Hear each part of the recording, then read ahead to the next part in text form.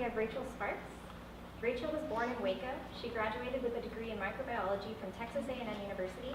After a career in Austin as a transplant specialist, she joined a startup fighting healthcare-acquired infections. She recently relocated with her husband, young daughter, and mother to Asheville, North Carolina, where she finally put her first novel onto the page. After the reading, we'll have a short Q&A with both authors. Please welcome Rachael. So before I read, I thought maybe since some people, I'm not going to use that makes me uncomfortable. Since some of you might not have actually read the book yet, but I'm sure you're gonna. The background of it. So I had always wanted to, actually I didn't know I always wanted to write, but Rick talked me into it. There had been a new study out that predicted that by 2050, 50 million people would die every year of antibiotic-resistant infections. And I couldn't really wrap my head around that number, so I looked into the populations of a few cities, and that's the entire population of New York City combined with the entire population of San Antonio.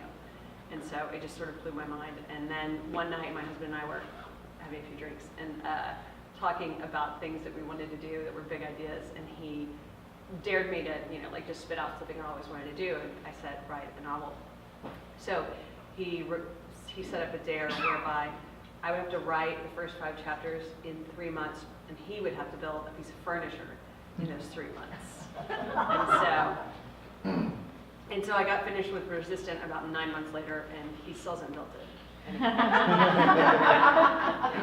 I won. He was very patient with me while I wrote it. But so the story is basically imagining a world where those deaths have occurred, and about 15% of the population has died from infections, and what the world would be like after that. And it's centered around a character named Rory and her father Byron, who are kind of living by their wits out in the farm that they own. Hi Ashley, it's really good to see you. Didn't get to hug you hello. And Jay and Becca. So that's the 2 characters that I'm going to read about as well. And as they're trying to survive, a new person comes to their life. His nickname is Navy, but his real name is Nathan, and he's kind of a wanderer as far as they know. But it comes to light that he knows a lot more about Rory than she knows about herself, and that though her mother died of an infection and was a researcher for the government trying to solve infections, Rory may actually be the cure. And so I'm going to be reading from a chapter where he kind of has revealed that to her, and then we'll go on to a little bit later. Byron took another drink of his beer, but found the taste like sawdust on his tongue. He set it aside and met Rory's blue-green eyes. Your mother was obsessed with protecting you from infection. Whether the treatments she was developing worked or not, you got them. You had gotten adjusted to, 3 shots a week by the time you were 7. We knew it couldn't hurt you to be exposed to the antibodies. She gave you donor antibodies and recombinant antibodies they were testing officially in their research labs. After age 7, it was evident that her research was failing, but as you grew up, nothing ever fazed your immune system. We started to suspect there was something special going on with you before we moved from Boston. Is that why we moved? Rory remembered that time, memories tinged with urgency and relief, her mother suddenly working less and able to spend more time with her, her father almost giddy to be in control of his surroundings.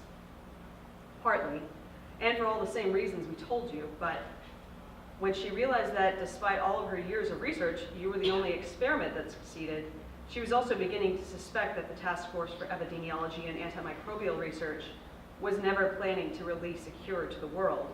They were going to market it, commercialize it, control the world with it, and probably weaponize the diseases for which only they held the cure. Rory shook her head. And you're telling me no amount of research has found any antibodies that work? Byron sighed and shrugged helplessly. Before Percy died, I was in the loop. Percy was her mother. She disengaged from almost everything related to the task force, and any minor research she did here was to, frankly, try to figure out why your immune system was so magical. But still, she traveled back to Boston infrequently to stay informed, consult for tear, just hoping she could pick up a clue. This pandemic isn't going to end, and having her daughter be the pawn in a worldwide battle to find a cure was unthinkable. Rory shook her head and leaned over the table. If I'm so magical, why am I at risk? Why wouldn't I just give my blood or stem cells to the research labs and let them solve this? Nathan remarked, and you're worried about trusting me? Her gaze snapped to him. Yes, I am. What do you think they would do if you raised your hand and said, I seem to be the cure? Nathan asked her. Her answer came without hesitation. Identify the useful antibodies, test them in vitro and then in vivo, create a recombinant version through a stem cell line, and mass produce them for humanity. She raised an eyebrow in challenge. He came closer to her. TARE is run by a cabal of survivors who live in terror of dying as painfully and miserably as 1/7 of the nation already has. So far, every survivor they've asked to volunteer has never been seen by their families again. Your database, if they discovered it, could put thousands more families at risk. If they find you, they find the database, and they'll torture you to get any details they want. Once those details are available, you'll only be useful to them in a coma, he added as he leaned an arm on the back of his chair and brought his face close to hers, until you die. He held her eyes and watched the anger slowly recede, replaced as he had hoped by a dawning awareness of her situation. Shifting to a crouch beside her chair so their eyes were level, Nathan softened his tone. We aren't here to ruin your life, we're here to extend it. You need to trust us, and you need to leave. Despite her determination to keep a mental distance from him, she found his nearness still made every nerve ending alert. Meeting his frighteningly focused eyes, she took a short breath. And go where? This is our home. It can't be any more. We have a base, we'll take you there, and our scientists can work with you to try to develop a treatment from whatever it is your body has learned. Army said reassuringly, a cure for everyone. Rory looked to Byron, whose decision was clearly already made, but who also seemed resolved to follow her wishes. Her expression pleaded for guidance. Maybe someday we can come back here, after you've made the world a better place. You have a gift, one that you didn't ask for or even earn. Do you remember Keats's line about the muses? It was one of his favorite pieces of poetry.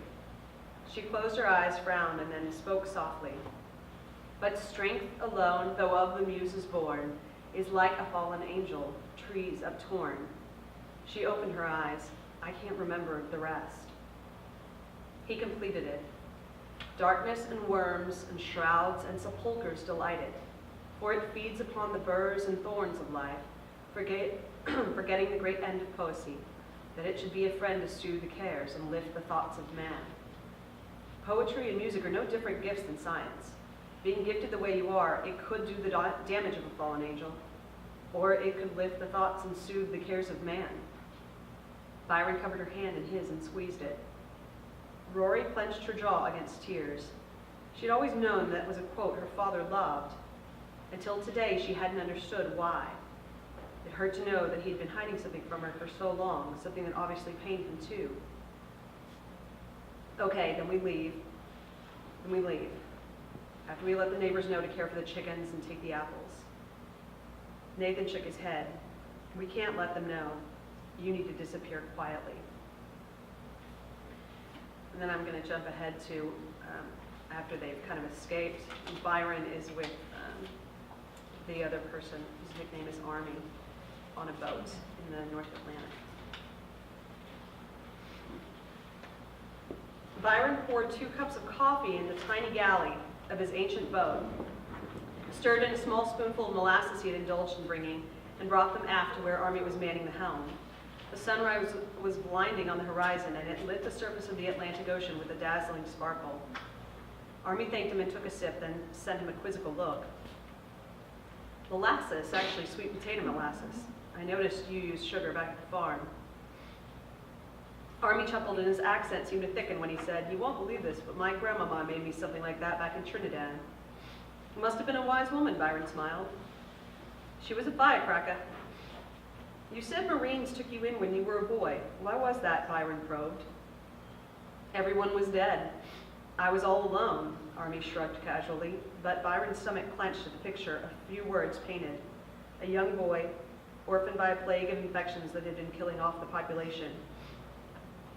I was only 8. It was an act of mercy that they broke so many rules to protect me, but I guess you could say a band of brothers had pity for me. They brought me back to the States, to Florida, and one of the men adopted me. About broke his heart when I opted to join the Navy. They both chuckled to lighten the darkness of the story. What did you and Nathan do in the Navy? We were SEALs, strictly covert missions. Then about 3 years in, they started to draft us into TARE. We couldn't figure out why. I mean, as far as we knew, TARE was just a box of lab geeks trying to save the world with their microscopes. Casting a look askance at his boatmate, Army added wryly, no offense. None taken. My wife would have been proud of that epithet, and I'm a climatologist anyway.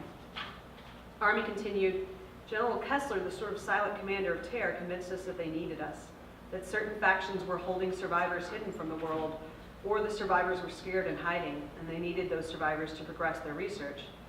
That seemed true for a few recovery missions. Byron studied him, watching his sadness creep over his face. But, it was all a lie. We found ourselves taking children from their families, parents from their kids. It was awful. We told them they'd get to come back soon. He let out a steely breath between his teeth. I think I'll spend my whole life plotting how I can undo that if they're still alive. They probably all are, though perhaps in induced comas, too valuable to lose. Discovering that was what made Percy leave TARE, though no one knew she had uncovered the truth. Even her fellow researchers probably don't know that. Army sighed. I hope you're right. Nathan and I still plan for a day when we can free them. Actually, that planning is exactly what got us turned into guinea pigs. Most of our team felt as we did, and that we were developing a tactical plan. But other members of the select force, they felt forcing people to be donors was worth it for the greater good. I guess everyone feels differently about losing a loved one to the die-off. They made sure Kessler knew about it, so we and 10 other men suddenly woke up on gurneys. Said the shots were to make us resistant. Said they had found the cure and we were the first people to get it as a reward for our service. Army grinned at Byron. Imagine what a bunch of dumb fucks we were, eh? Byron nodded. We all have been at one point. I'm sorry you were taken advantage of, but I'm glad for my sake and my daughter's that you survived. They watched the ocean again in silence. Just as Byron was about to offer to make breakfast, one of the two fishing poles he positioned to trail off the stern began to spin its reel. Breakfast is knocking, Army said hopefully, throttling back to stop the boat. Byron worked the line, reeling in a sizable cod, while Army applauded. I'll be damned, it's a cod, Byron exclaimed as he freed it from the hook.